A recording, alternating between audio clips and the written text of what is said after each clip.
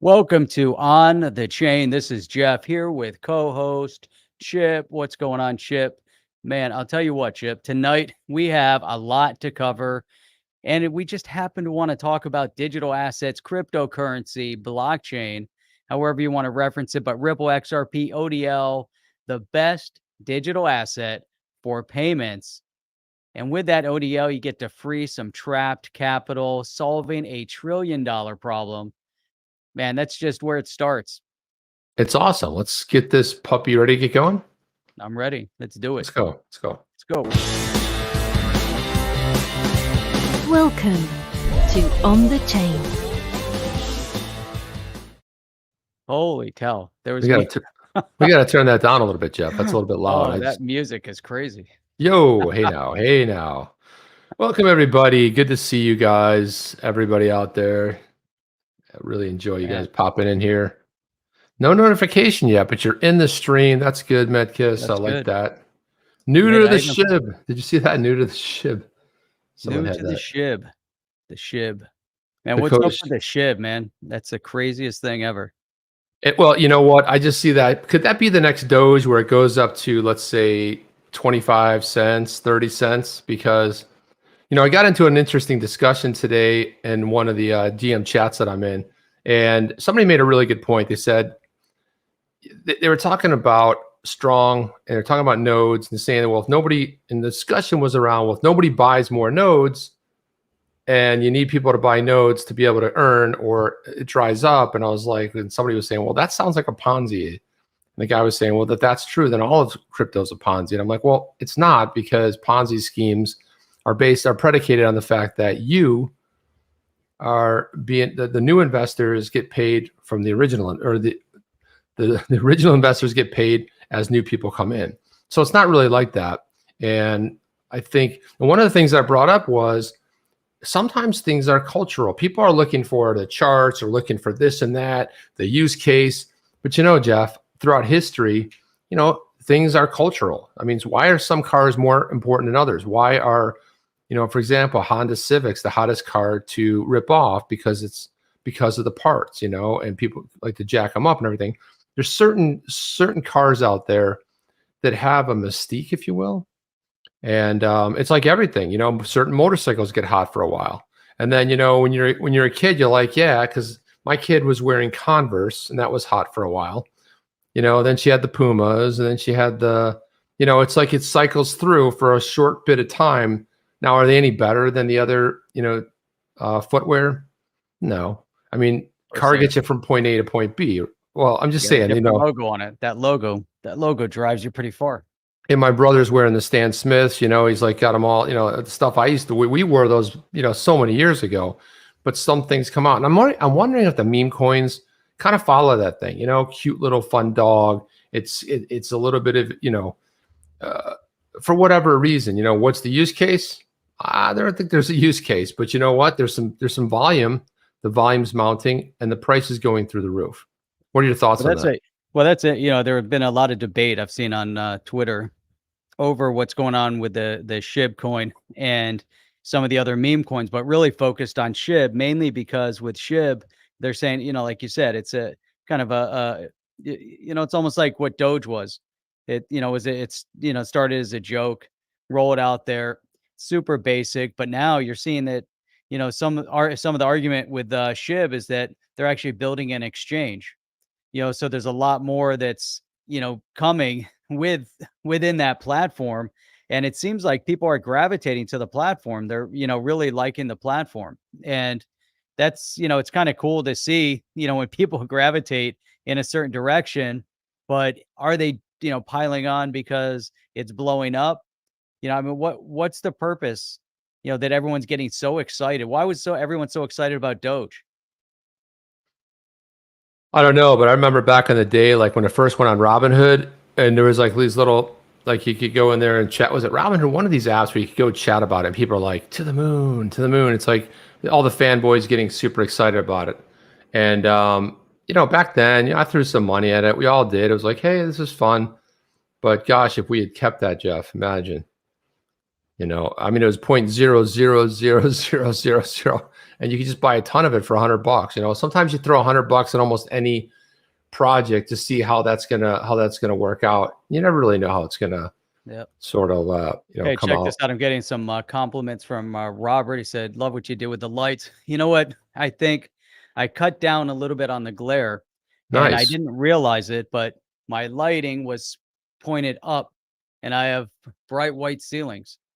You know, like most people Ah, have bright white ceilings. And after I was checking it out, I'm like, "Holy crap!" You know, last night, and I realized how much reflection was coming off of the ceiling.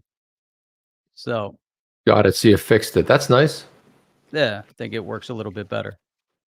That is nice. So, you know, one of the big stories that we didn't get a chance to cover last night, because we had Tony on, obviously, and, you know, we didn't get around to discussing it. But, you know, again, it just doesn't stop when it comes to, you know, partnerships. And, you know, we got Ripple here and Pyypl debut, new first in market service in the Middle East.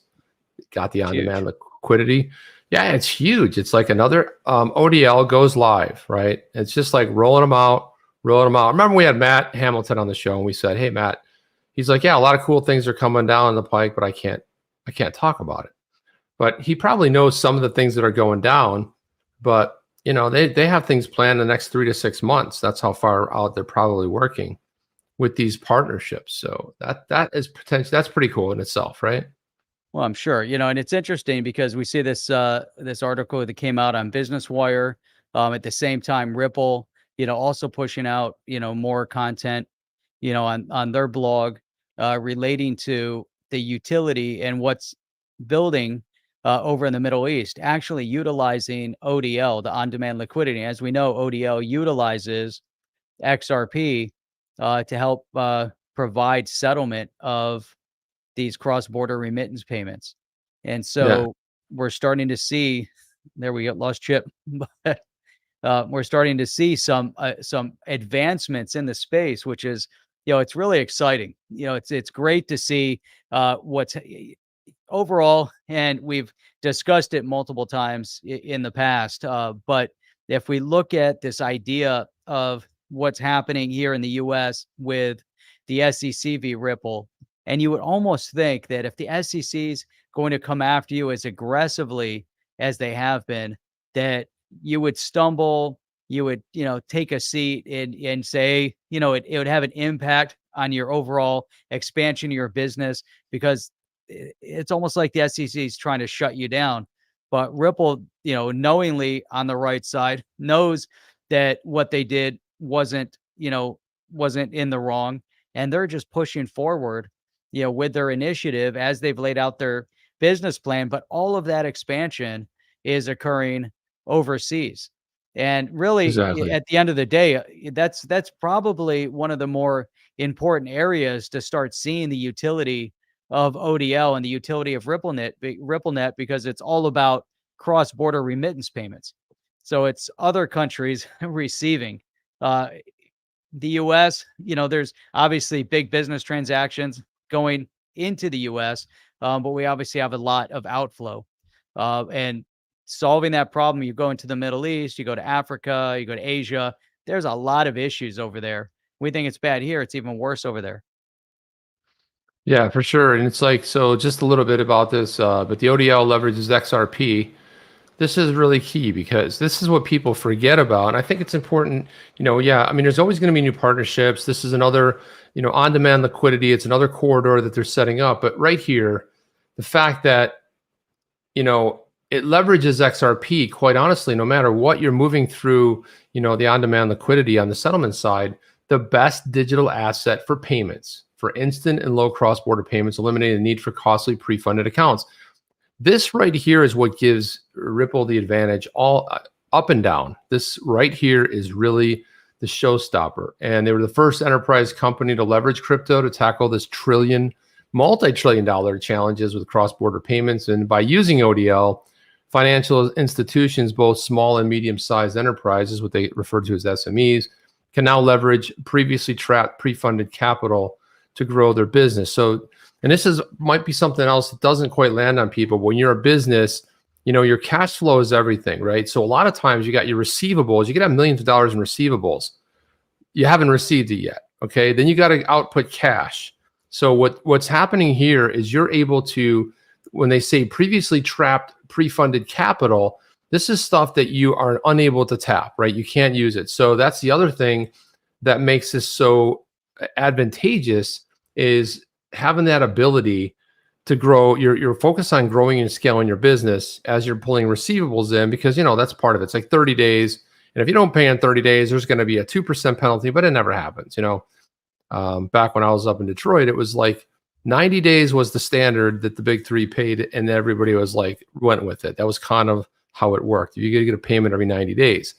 And if you look at this right here, it says, MENA, which is the quarter, continues to be a critical region for Ripple thanks to outstanding roster of customers, welcome regulatory environment, regional focus, and the needed improvements for the financial current system, said Brooks Entwistle, who's the managing director of RippleNet and APAC and MENA. So, you know, this is a big thing, Jeff. I mean, this whole idea of putting these corridors down, and this is what I think people sometimes lose too, because when we think about where Ripple has their business, they've already said 90% of it's outside the US. Yeah, to me, the SEC is a bump in the road.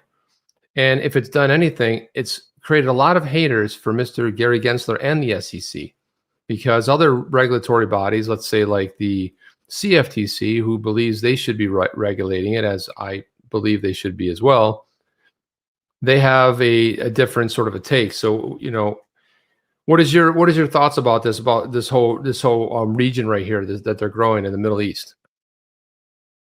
You know, it's interesting because, you know, some of the issues that you have over in the Middle East when it comes to extension of credit is that it is contrary, you know, to Islam. So, you know, they have a big issue with loaning, borrowing, or lending. And there's a whole, you know, category over, you know, how to make it Sharia compliant. So, you know, so that's, you know, a big issue over in the Middle East. But there's a huge amount of money flow, obviously, in that region because of oil. And, you know, you go into the UAE, obviously a lot of big business transaction. But having this, you know, immediate settlement solution, I think it's, you know, it's critical, you know, especially, you know, considering the amounts of money that are moving through that region. Uh, at the same time, you know, you get in, well, you don't want to get into all the politics of what's going on over there, but I think, you know, there's a lot of significance as to why, you know, that is now going to be a rollout epicenter for the RippleNet's solution. Yeah, without a doubt. And I think that, you know, focusing on the core technology is really what makes it, what drives it, and why it's so fantastic, and really why it's being embraced so heavily by regions that have clarity, right? I mean, it's growing there, but the US has a chance here, and they can either blow it and fine. But I mean, I don't really think it might be a little bit of a distraction for some time, but at the end game, I don't think it really changes anything. I really think that in the long game is they're going to move, they're going to do what they want. And if the US doesn't want them to be part of it, and they're going to pretend it's a security, and they're going to pretend it's clear, well, ultimately the price is going to get paid. And I just don't think that, you know, long term, I don't think Ripple has really any worries. And I think it's game on. You know, they're going to continue to move and roll out products and continue to lay corridors. And there's probably a ton of them they're working on. But one of the things that Garlinghouse mentioned in one of his last conversations, last couple of weeks, he said, I think it was the one with Charlie Gasparino, where he said it grew like 25% plus quarter over quarter. Now that right there is performance, and performance begets partnerships. And that's because you're growing your ecosystem. And you don't do that if you're not landing new partners, and those new partners can continue to grow in leaps and bounds. So I think that's where the big focus is. Don't get too tied up in this whole SEC distraction, although we're all into it, and we'll get into some more of it tonight. But I just think that, oh, now you got the notification. Well, that's fantastic. That means what? How do you like that? YouTube is broken once again. That is funny, Jeff. Yep. 20 minutes in. And it kind of makes sense, because it seems like there's usually, right now there's a couple hundred people in here, and it's like, wait a minute, what the heck's going on, man? What is going on here? It just seems a little bit odd, right? But What are you going to do? Hey, Chip, just as a kind of a sideline, you know, you know those videos that are going around with Biden standing kind of Yeah. it looks like he's He's either a holding his gunner hands like that. he's either a gunner from World War II, you know, or he's Jetpack. you know, maybe it's a jetpack or he's parachuting. And it was driving me crazy. I'm like, where do I know that stance from? What exactly Oh, you is know he where it's doing? from. And I'm looking at this and I'm looking at this and I'm like, man, I was gonna put a clip together on it, and I'm like, oh my God, somebody already did it, right? And this is perfect. That's awesome. Look at this.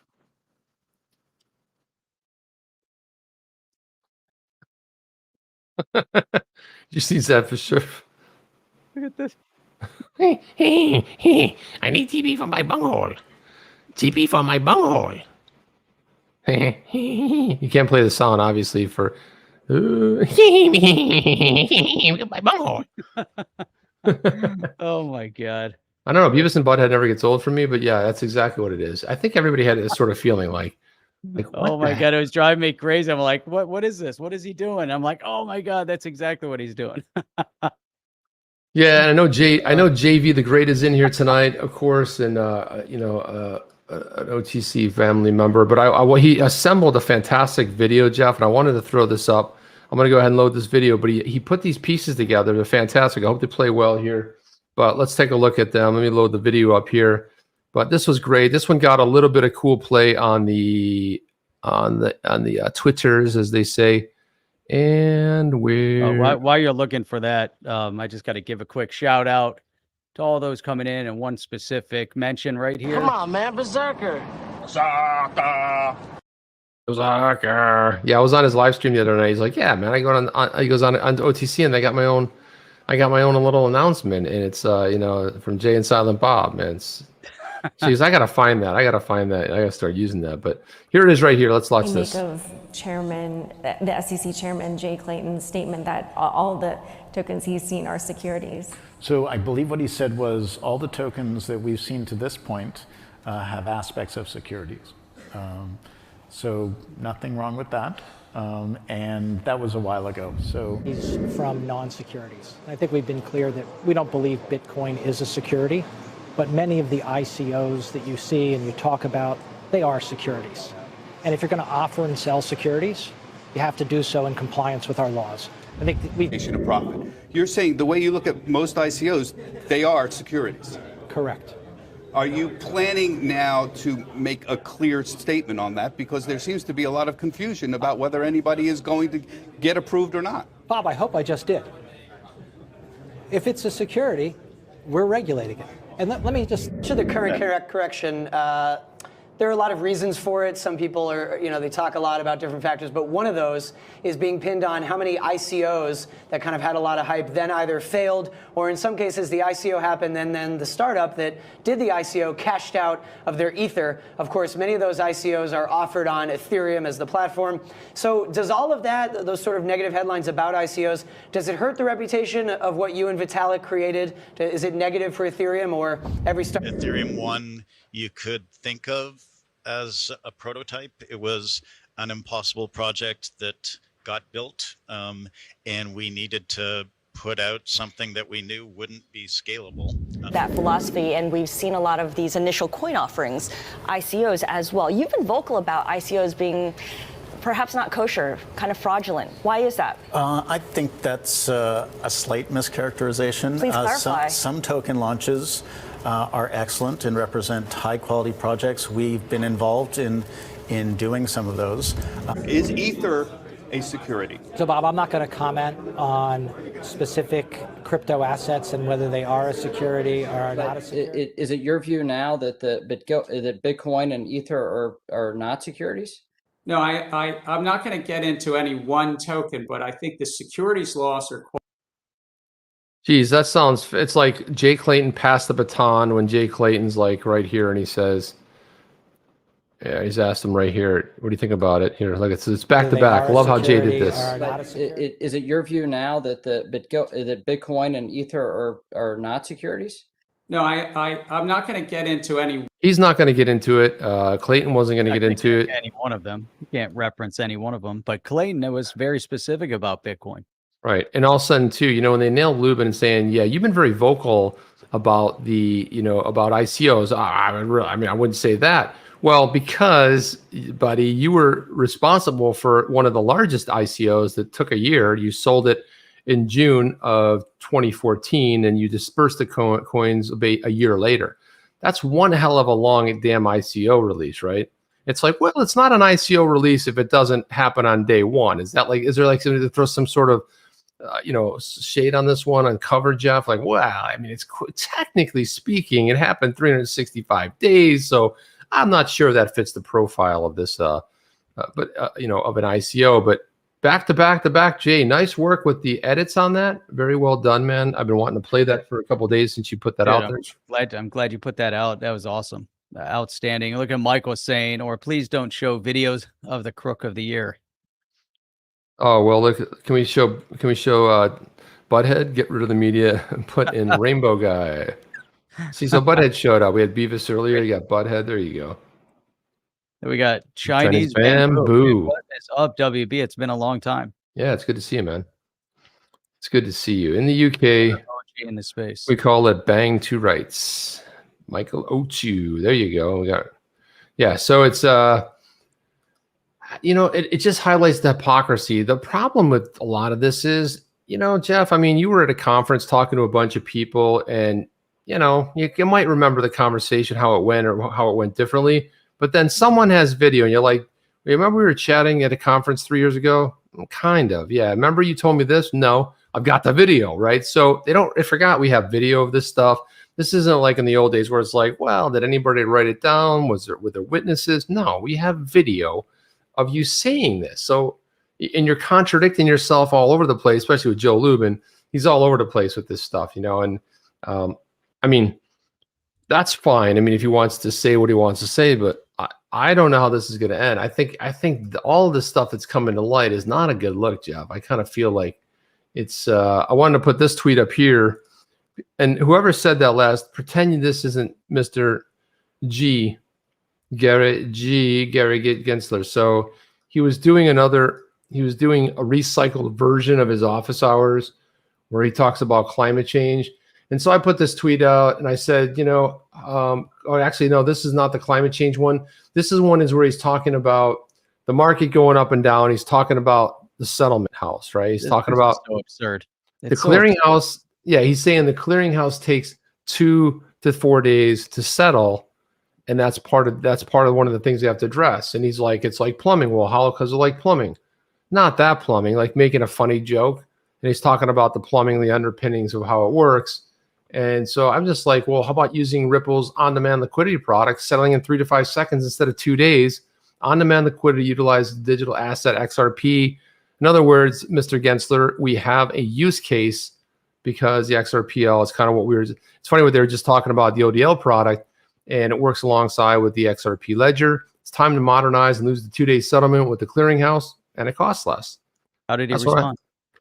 I'm still waiting for a response, just like Hester Peirce is waiting for Gary Daddy G to eventually read, or maybe not read, or maybe out of curiosity, he might have read it, right, Jeff? I'm thinking. Probably not. Probably. I mean, after all, the first question that comes to mind is if someone was to hand you a document, and let's say you went to a specific institution and you taught there, and then you get this paper from somebody on the space that you're supposed to be an expert on, right? And then you say, well, did this person teach where I taught? And if the answer is no, then he doesn't read it. And that institution is MIT, if you didn't realize. But, so he looks and says, did Hester Peirce, did she go to MIT? He goes, well, I taught at MIT. She didn't teach at MIT. Therefore, I won't read her paper. Not sure it went like that. But it is absurd to like connect the dot like that, because it might as well be, Jeff. The inner workings of his brain. That's right. It might be, it sounds preposterous, but then he's a little bit out there, isn't he? Holy cow. Shib getting ready to drop another zero, sitting at 8017, up 67%. So those are some astronomical numbers right there. Look at this. So far at the 20, it was up to 82.99. Look at that, up from 47. That's some crazy stuff. Yeah, it's pretty solid movement in one day. And again, we'll be starting to see that. That's where the SEC lawsuit has hurt, I believe, the price of XRP, because a lot of things over the last, let's say, 6 months had all-time highs. There were a bunch of things that had all-time highs. We hit Bitcoin, got an all-time high. Ethereum is was right on the edge. Oh my gosh! Say it's not so. Let's see. Let's see. It's already blown past Doge. It's hovering at 40 billion. Polkadot is at 42 billion. Right. So let's zoom in, and this is just basically value to total, in circulation. But so you're at 40, 42, XRP sitting at 46.9. So let's say 47 billion. So we're not that far away. It's very edging close to our favorite stable coin, hovering at $1. Yeah, it's crazy, the market. Well, it'll be interesting to see how this year finishes up. Not that it's like anyone, people really care is like people that track, well, at the end of year, what's it going to be? And people that may have made, predictions and all that kind of stuff. But Chip, I want to focus on this. You know how much we love the mainstream media? Oh gosh, yes we do, Jeff. We're at Bitcoin's hovering at 58,000. So, think about, where the lamestream media has been over the period of time that we've seen Bitcoin and the crypto space go up and the crypto space go down, Bitcoin go up, Bitcoin pull back. And then in our keep, if you read the title, my title was not so kind to media. No, not at all. Not at all. Might have been a word in there in describing them in our keep file. But look at this. Bitcoin slide from record highs is a warning for crypto investors. Now, who is this character over at CNNBusiness? Now, you could have said the same thing a couple months ago when it pulled back to 30,000, and you could have had the same commentary. Then it went forward further. But what is this stern warning for crypto investors? It's hitting all-time highs of 60 cents. Did this guy just wake up and discover the cryptocurrency space, and he thinks that now he's some genius expert just because he happens to be employed by this fake news network that distributes fake news and fake business news? I mean, it's really, man, CNN used to be the place for news, but now it's kind of gone the way of the New York Times. It's just, what's the point?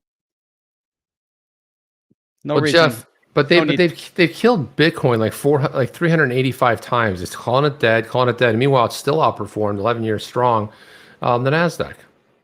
That's it. I mean, it's just a lot of fun. But I bet you an article like that, as poorly written as it is, gets a lot of clicks because people are like, "Oh, what do you mean?" Especially people that don't know, and just like a lot of fear and propaganda is spread, you start, oh gosh, like you're playing on people's worst fears. Like, oh, and I was thinking about maybe getting some Bitcoin. It's like, well, I mean, look at, you can't buy a Bitcoin because it might crash. Well, the funny thing is when it went down and just touched 29,000, a lot of people saw that as a buy signal. Some people saw the panic and couldn't sell it fast enough, right? So Michael Saylor, tripled or quadrupled down and bought more.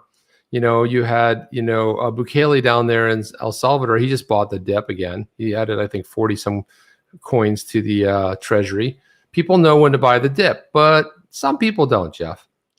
That's it. Look at this. Ethereum sort of Pepsi to Bitcoin's Coke. Oh, God. Some crypto experts argue the Bitcoin could hit 100,000 by end of year or in early 22. Still possible. Other than, oh, look at that. Even these guys here. Let's see. There's some other funny stuff here. Let's see if there's anything. Anyhow. All right. Well, anyhow. Anyhow. So, we always talk about Ted Budd a lot, because I just got, this is kind of like another, like, I would say a segue from crypto, but I think it's demonstrative of the fact of where we are in government right now. Right. And so I wanted to throw this clip up right now. This right here, you got Ted Budd. He's talking with the CFPB, which is the Consumer Finance Protection Bureau, which was supposed to protect. This is another one of those things where it was supposed to be a good thing. I put all this legislation in place, and I know it very well because of the industry that I spent a lot of time in, and it's been an absolute unmitigated disaster. Just a disaster, Jeff, right? So this is the guy who's leading this, and tell me if this sounds a little bit familiar here. Like as I load this up, Ted Budd, isn't he a big supporter of the crypto thing? Isn't he one of the co-sponsors? He is. Oh yeah, he's co-sponsored a couple of bills. Yeah, so he's like a big time into that, and so you just kind of see the line of questioning that I've seen recently in some of these hearings has been just absolutely phenomenal. And I want to see, it's a very short clip, but watch how he grills him and watch the response. So again, this is the CFPB director. Question is regulation by enforcement. When there's an unknown out there, where there's lack of clarity, where the standard that you just mentioned isn't there, and then all of a sudden there's regulation through the mechanism of enforcement. And do you see any problems with that approach? Well, regulation by enforcement? I think what I shared with one of your colleagues is I think we need to go up and focus our resources against large players engaged in wide-scale harms. I don't believe in strong-arming small businesses into settlements to create some sort of law. I think we need to litigate more, and we need to make sure that the courts are developing the law with us so that creates more understanding and greater jurisprudence. So thoughts on that, Jeff? It's indicative of where we are. Look, it's all about, he says, I think we should litigate more, make sure the courts are developing law with us. And Congress creates laws, not the executive and the judicial branches. And this is kind of where we've lost our way. I'm seeing that the CDC said this, and the CDC was going to extend the moratorium. I'm like, they got shut down. They got shut down. They don't have the jurisdiction to do this. There's so much overreach, but you know what? It is now systemic. It's systemic in this administration, this type of insanity. But we've seen it kind of growing, over time. It's always kind of been there, festering. But now it's in everywhere you turn. There's this kind of irrational thought process that's going on. Like you said, with the CDC trying to take extra power, the Treasury now extending oversight of stable coins to the SEC. There's there's all this overreach. The Attorney General being, grilled relentlessly for a memo that he released that caused, some of the agencies within our government that are chasing terrorists to now eavesdrop on school board meetings and to take punitive action. So it's like everything's gone into this chaos mode. Why would this be any different, within the economic sphere, or, how, an individual like Daddy G is going to now look at how he wants to over-regulate the crypto space. And if you look at everything outside of the vacuum, you look at everything going on, and you have Janet Yellen that we talked about the other day that wants to tax unrealized gains. Then you have a character like Elizabeth Warren that's coming out attacking crypto. And then you have, the agenda of trying to push some form of crazy crypto legislation into this infrastructure bill. Then you have characters within this administration talking about how all of these expenses that they have are not going to cost anybody anything. Oh, but by the way, we need to start raising taxes on everybody. Oh, and by the way, we're going to start going after billionaires first. But when the billionaires' money dries up, because it's only a drop in the bucket, of the $5 trillion, $6 trillion, $7 trillion in expenses that they're going to have if everything they wanted would go through, then they're going to go after millionaires.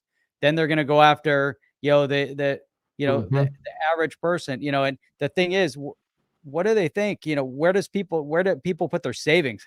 So if you start taxing unrealized gains, it doesn't stop at stock. It doesn't stop at crypto. It goes to real estate. You have unrealized gain in real estate. So now every time your home appreciates, are you then going to have to pay tax as an unrealized gain? And then what happens with an unrealized loss? Do you get to then report and collect money back? I mean, the whole system, Chip, is just, in like insane mode right now, and it's run by a bunch of clowns.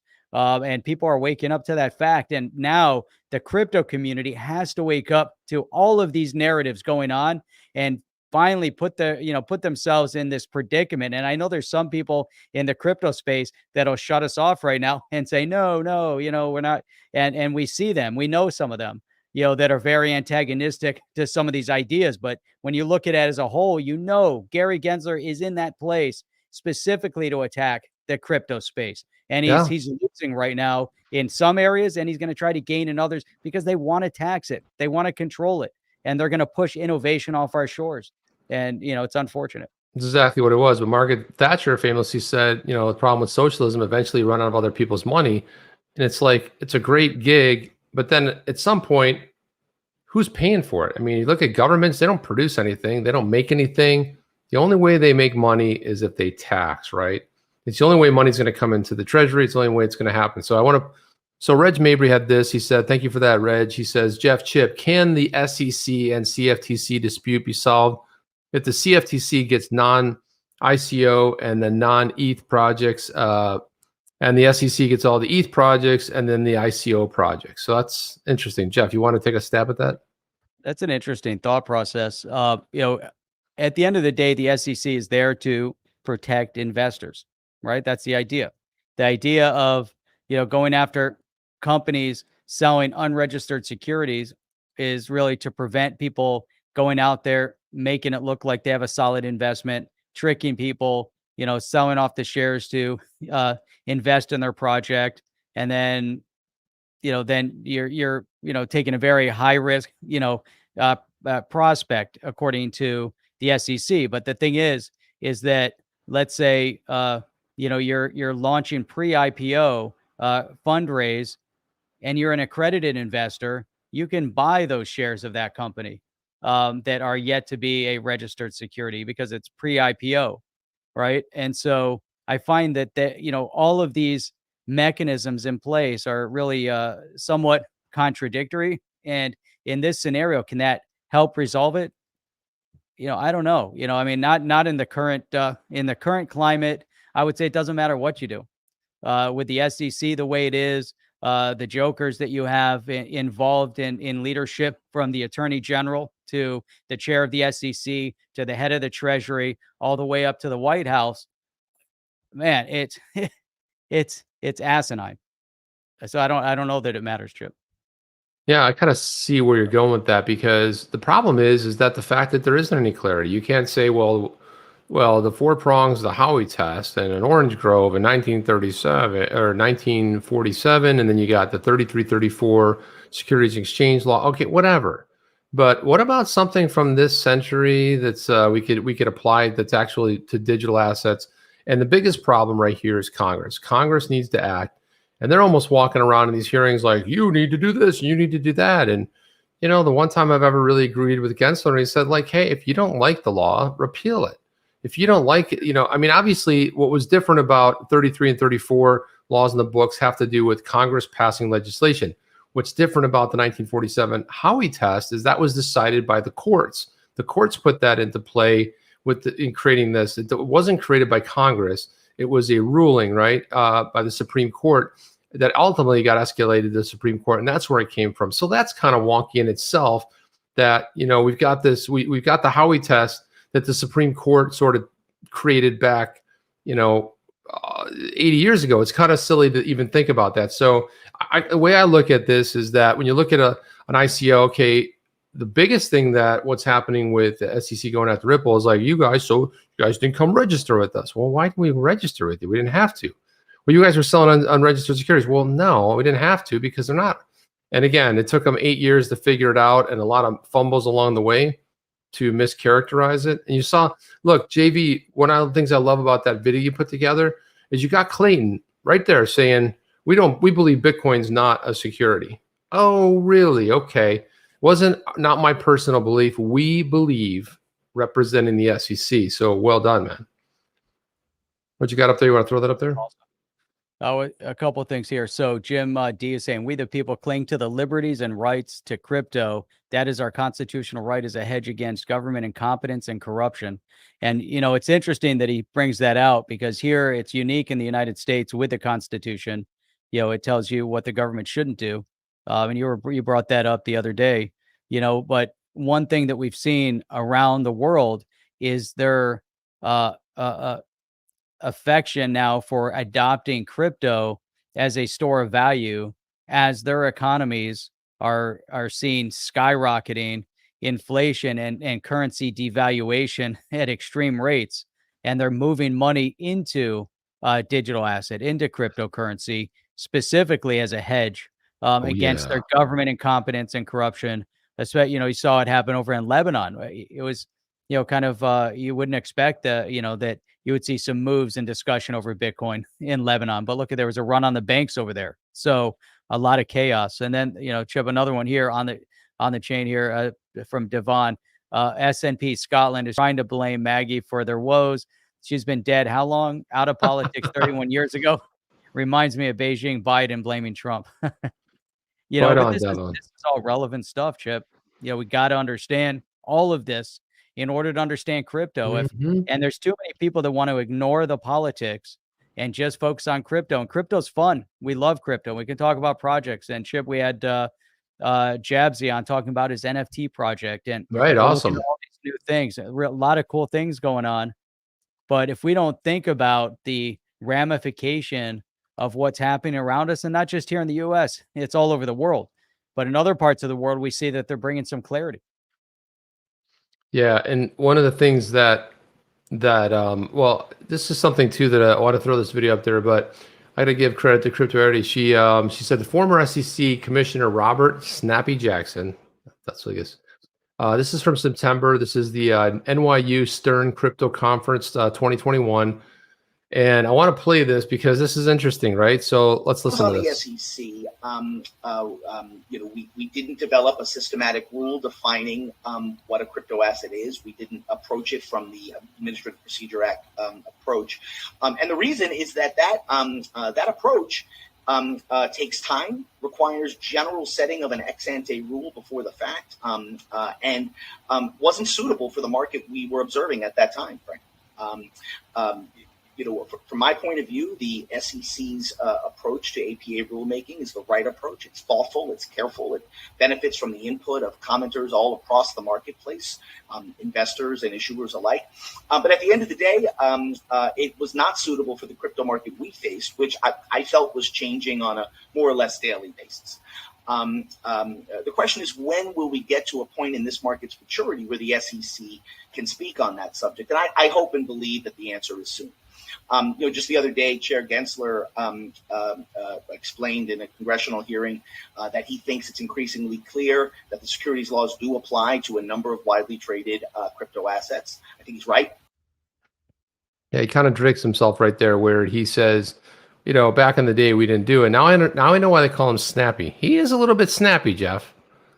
He's a lot of snapping But that last statement kind of surprised me. He goes, I think he's right. I'm like, well, wait a minute. It kind of just contradicts everything you just said. He goes, it was changing on a daily basis. Got it. It was, it was moving and there was things happening. We didn't believe that we had to define a systematic rule. Got it. And at the end, he's like, but I kind of agree with Gensler. It's like, okay. Snappy. Oh my God, it was too much. It's too much. It was a lot. It was like Chip. I got. There's a lot of that's symptomatic. People are really involved because he's trying to think. His brain is trying to calculate the next thing that he's going to say with his delay, kind of like how Gensler throws people off guard with his little snappy retorts. Yeah, there was snappy retorts. There you go. Now I know exactly why he's called that. There was another. I know John Deaton had tweeted something out too, which is really interesting. MIT Bitcoin Expo in March 7, 2015. This is who is it? Joy Ito says the biggest risk to Bitcoin is the architecture of the crypto community. Are altcoins part of it? What about Ripple? So he goes on this whole tirade, and interestingly enough, it looks like, and I'm trying to find it because I want to play it, but he also uncovered some. Every day there's somebody uncovering something new, and it's like this is all getting compiled. And if you don't think the attorneys for Ripple, Larson, and Garlinghouse are paying attention, they are. Why do we know that? Because Garlinghouse mentioned it in several interviews, like the internet. He called them the internet sleuths, or the Twitter sleuths, or whatever it was, something along those lines. In other words, because you guys are uncovering it, you're tweeting about it, you're talking about it, and you heard Tony Edward from Thinking Crypto here last night saying, "Hey, the best thing you can do is open up your voice, call your representatives. If you're overseas, so what? Call. What's it gonna cost you? Speak out, tweet about it, talk about your dissatisfaction for it. Don't sit back." And if you're not on Twitter, it's not your thing. I get it, but Gary Gensler was putting out these goofy little videos. Look at all the comments on them. There's not one positive thing like, "Hey, Gary, thanks, Chairman Gensler. I really glad you should explain the whole, settlement. If you hadn't gone through the clearinghouse with me, man, I would have been at a loss. If you haven't explained how I could invest $5 or, get 8% interest from a bank," said no one ever. Thanks. No, I mean, there was not one comment on there. So don't think for a moment that they're not getting the message. They are. Would you say they are, Jeff? No. They're not getting it. They don't know the dissatisfaction. I think they do. I think they know it, and I think they know it pretty big. I would think they do, but I think so. Yeah, I think they definitely do. And it's so Chip, there's all these little things that circulate, and I'm super bullish on the crypto space. I'm super bullish in terms of what's going to happen here in the US. I know that what we're going through right now is temporary. I know that we're the majority. I know that the minority out there with their crazy ideas won't last long, and I know that, sometimes you have to go through a down cycle, for there to be amazing things on the other side. So here is, some of the things that are happening. And I think we have to stay, be very, cognizant of some of the things that some of these big builders in the space are saying. So here's the CEO of FTX, the guy's a dynamo, right? And he's saying he predicts that he predicts more US crypto flight, and he moved, he's not here, he's over in the Bahamas, he was in Hong Kong, now he's in the Bahamas. And so there's a lot that he's doing to build over there. But look what he says here. Founder and CEO Sam Bankman-Fried tells Axios on HBO to expect more and more crypto flight from the States if the U.S. doesn't soon create a regulatory regime for cryptocurrencies. And really what he's wanting is regulatory normalcy, regulatory clarity. And this guy he's actually educated at MIT. Look, he's 29 years old. Guy's pretty highly intelligent, for what he's doing by 29. He says the U.S. regulators now know a fair bit about crypto, but continue to be surprised by its big trading volumes. That doesn't bode well, that you've got Daddy G at the helm, and they're still surprised. He also argued that America should iterate within existing regulatory regimes rather than creating brand new rules for crypto as favored by Coinbase, which is both an FTX rival and investor, but is open to an idea of a crypto czar. I disagree with this, as the White House reportedly is considering via executive order. I think he's definitely on the wrong side with this. The guy, he's smart. He's got some good ideas. He's built a great exchange. I think he's got good perspective that without clarity, a lot of people are leaving. I disagree with this idea of a crypto czar, and I further disagree, and will double down and triple down disagree that it's done via an executive order. I think, done by executive order is fairly pathetic and can be easily undone. But that's just the beginning, Chip, of some of the things that are going on. But what's really interesting about it, and I thought I had brought it up, but I guess I didn't. So he's actually sponsoring an ad in the Super Bowl. Oh wait, put that up for 1 second. There's one other thing that I found pretty interesting on there. So if you could read the bonus clip right there, where your cursor is. All right. So bonus clip, Bankman-Fried admits he's a bit mystified by the appeal of visual NFTs on his platform, including a $270,000 sale of the word test. What the, What the in hell? It's like, okay. I mean, can you imagine that? You put up test. It was like, did you mean to sell it? No, it was just like testing out the platform. I didn't know it was someone going to buy it for 270,000. I mean, it was just like one of these goofy things that I did. Nobody knew, Jeff. So I found the article that I was looking for. And again, here we are connecting some more dots. And Jeff, you're going to like this because it has to do with MIT. And it's all over the place today, saying Sam Bankman-Fried, and you got Gary G. Daddy. So this is Crypto Law, which is John Deaton's the founder of. He says an interesting thread on where the funding came from Joy to build the MIT lab and recruit Gary Gensler. The biggest reported donation was $5.5 million from Leon Black of Apollo Capital Management. Question: had Gensler ever worked on crypto before Joy brought him to MIT in January of 2018? And so here's the thread. We'll break it down. And this is at Clayton Hinman Facts, XRP Army investigators. Gary Gensler's connection to crypto, Joy Ito, who recruited Gensler to MIT and led the media lab, was disgraced and forced out in 2019 in a huge scandal. Why aren't we talking about that? And that's Joy Ito right there. Director of the MIT's media lab resigns after taking money from Jeffrey Epstein. Okay, so here we go. So yeah, right. So Gensler and Ito were partners. Ito funded Gensler's work at the lab with millions of dollars from his close collaborator, Jeffrey Epstein, right? And then, so let's go even further down. It took multiple trips on the Lolita Express. Ito, he took multiple trips on it to the island. Mr. Ito said during the meeting that he had visited Epstein's Caribbean island twice to raise money. A likely story, right, Jeff? So it's a thick thing, but let's get into it a little bit more. Ito frequently welcomed Epstein on MIT's campus and into the lab where he served as an advisor. Ito actively tried to cover this all up at MIT when exposed in August of 2019, and initially he refused to resign. He apologized about Epstein, and I'm not sure if most of you have seen the recent news and blah, blah, blah.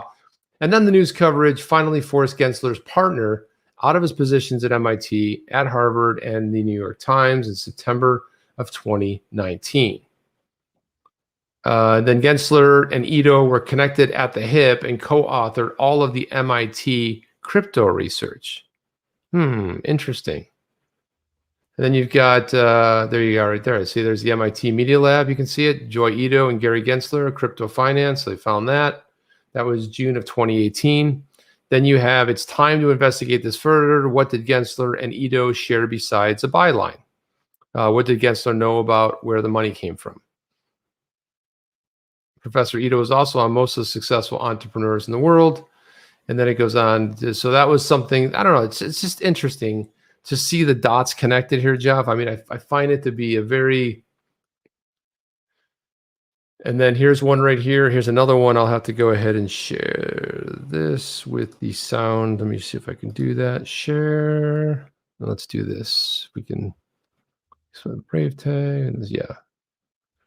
All right, let's put this on here. And this is another one from Crypto Law at CryptoLawUS, MIT Bitcoin Expo, March 7, 2015. Joy Ito says the biggest risk to Bitcoin is in the architecture. So let's watch this. Tell me you can hear this, Jeff. I think that can you hear that?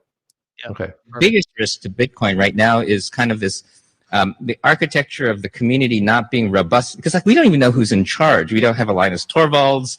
And then is it the core devs? Are all coins part of it? What about Ripple? What are the concentric rings of community? Where do you call in? Where do you call out? We had the same thing even with Creative Commons. I used to have these licenses. And to me, when I was writing Creative Commons, anything that looked like a Creative Commons license that wasn't one was bad, because it was kind of it was like a fork, right? And so when you start to actually build the network, you want to stamp out forks. But if you're pre-building the network and you're in the innovation phase, you want forks, because those are innovation. And so I think we're in one of those periods also where you can't even tell whether forking is good or bad. I mean, it's a really, really hard thing, because people are already using it when we're still in the experimental phase. So I think that there's a tremendous amount of risk. And I think that the risk, what we need to do is really think about how does this architecture So this is kind of an awkward thing, Jeff. So here they are. Look at the high tech desks they have there pieced together with rubber bands and what's that? What year is this? 2015, 6 years ago. Okay. It was when did they have there? March 7th, 2015, 6 years ago, 6+ years ago, maybe 6.5 at this point. So pre but he's in a Bitcoin lab and he's worried about the architecture and he's like, we don't have a Lornus Torvalds, which is the guy who founded Linux. Okay, we have somebody who's anonymous called Satoshi Nakamoto. But this is crazy coming from a professor at MIT, Jeff, and right, a professor, and he goes, then Ito announced his MIT lab would jump into the question of who's in charge of the crypto space and who's in and who's out of the community. So he wanted to lead the MIT, to lead the Bitcoin ecosystem. And then he said MIT would be a safe space from the venture capital, but he raised millions from the Media Lab, from hedge fund billionaires like Leon Black from Apollo. And then in 2018, entered Gary Gensler. And there you go, Mr. Gary Gensler. And this was in the New York Times. A former top Wall Street regulator turns to the blockchain. Gary Gensler, who once led the Commodity Futures and Trading Commission, has joined MIT, where he's warning about, and I guess we'd have to go to the story to see a little bit more about it, because he's warning about something. So it's like his whole existence just to warn people. Yeah, it's one of the ones you got. That's what he does. That's his job. Yeah, it's his job. His job is just to warn people, right? Yep. But I'll tell you, talk about warnings. Now this is interesting because can you remember? So that was 2015, right? 2015, yeah. Let's go back 2 more years, back to April 1 of 2013, when Bitcoin was hovering around $100, right? Oh, this is a great clip, Jeff. So, so they start talking about Bitcoin, right? So let's cue this up. Hang on a second. Here we go. Hang on. I don't hear any audio, Jeff. So you don't hear it? No audio. No, there's no audio. Oh, really? Oh, shoot. Hang on. Let me stop. Let me reshare. I think I forgot to share audio. There we go. Boom. 2013. No audio. Okay, go ahead. Played it yet. Oh, all right. Bitcoin is an electronic online digital currency, was created about 3 years ago, kind of flew under the radar. Now it's starting to actually gain some traction. You exchange your dollars, you exchange your euros, whatever. You go onto these networks and it's an accepted currency, and it's zooming in value lately. Just unbelievable how much this has taken off.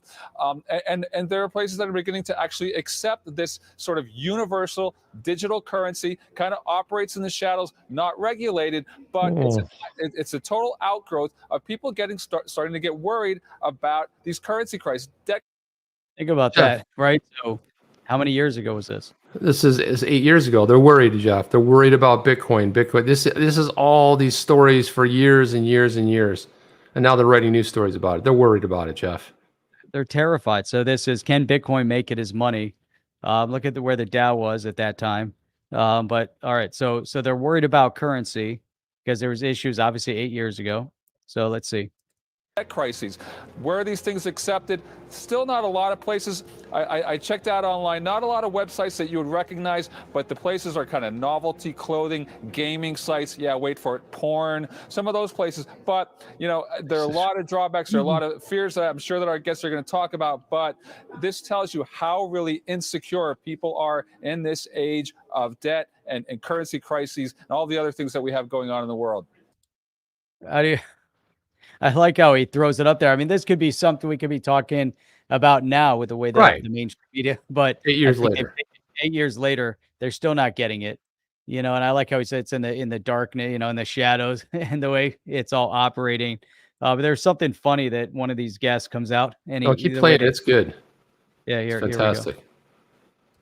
First, I have to give Bitcoin creators credit. At least they know enough not to trust fiat money that's controlled by our government. But they're trying to reinvent the wheel, and they've come up with a flat tire. We already have a perfect.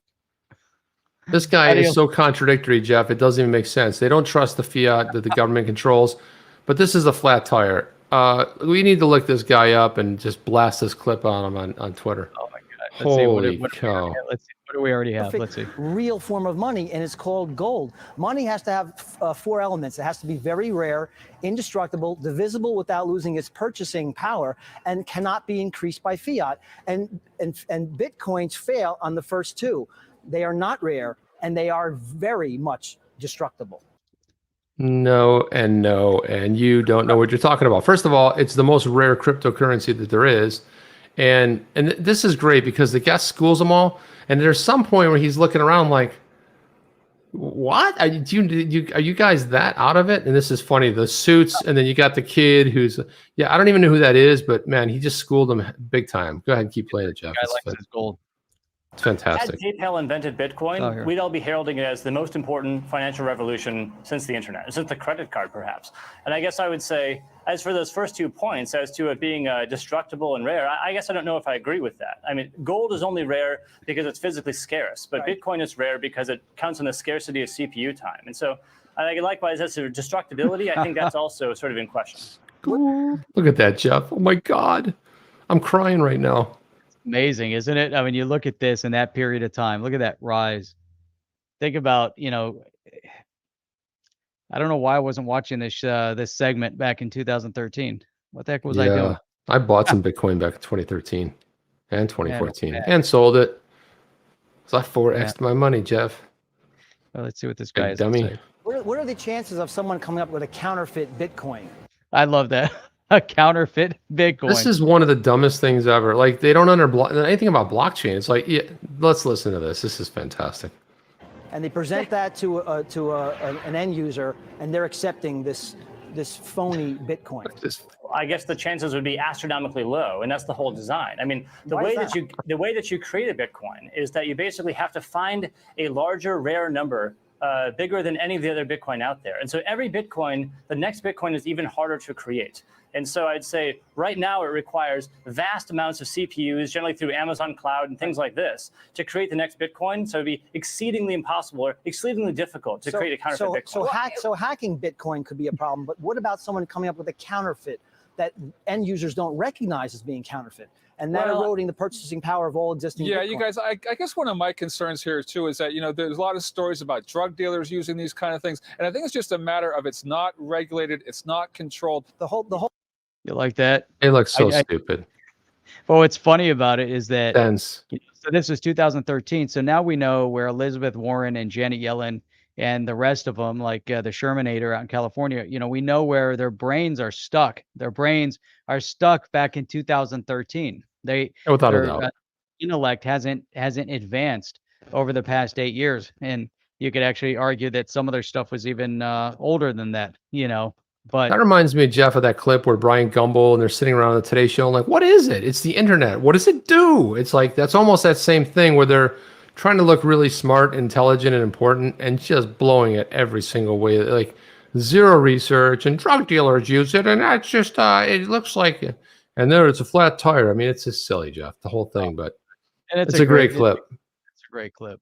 A great clip, So, man. can you believe what time it is? Chip, I can't believe it is that time. Yeah, can you believe that we actually stream 6 days a week, Sunday through Thursday at 8 p.m. Eastern Standard Time? Today is Wednesday. Today's Wednesday yet. Trying to think about that for. I was like, Jeff, he was like, throw me a quick trick. Sorry, wrong one. Trick question here. There we go. I don't want. We can't get rid of that one. I want to get rid of it. It's just like always in there. So what is that? 6 days, Sunday through Thursday, 8 p.m. Eastern Standard Time, every Saturday morning at 8 a.m. Eastern Standard Time. As always, if you guys haven't done so already or brand new here, hit the subscribe button. And if you're not getting notifications, hit the bell notifier. Make sure that you hit all or whatever it is. That way you can get some notification. I guess they went out late today, but the one thing that is true is that all of our subscribers here, everyone participating in this chat are probably, and we know they are, the smartest in the entire crypto space over here. So exactly right. And if you guys are, so after this, you guys can go watch Berserker. Berserker's streaming right now. I saw him go live at 9, which fair enough. He usually goes at 9. We ran a little bit long today. I was having a little bit of tech difficulty, so guys, that happens. Yeah, we've been going over. Thank you for that. But thank you for that. I will remember to do that. Yeah. Well, that's all we have right now. So Hans, I hope I hit the Han Solo. I hope Hans Load. I hope I have the right one. Han Solo. We're gonna direct the Millennium Falcon here. But that's all we got, guys. Come on back tomorrow. We'll do it all again. You ready, Jeff? I'm ready to get out of here. Let's go. Let's go. Are you down with OTC? Please like, subscribe, and click the bell to be notified when the next video drops.